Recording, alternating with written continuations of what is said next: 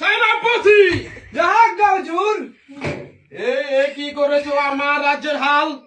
আমার রান্না করা বিরিয়ানি খেয়ে তুমি করেছো কি হাল? এখন আমি ঘুম থেকে উঠে কি খাবো তোমাদের বাল? কে খেয়েছে সেই বিরিয়ানি, আমার রান্না করা বিরিয়ানি?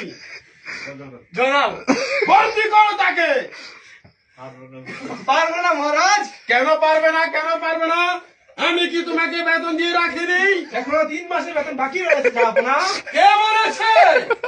এত বড় মিথ্যা অপবাদ আমার প্রতি কে দিয়েছে? আমি তো প্রত্যেক মাসের বেতন তোমাকে দিয়ে দিই। কে বলেছে এখনই বলো, তোমার গর্দান নিয়ে নেবো আমি। সেনাপতি,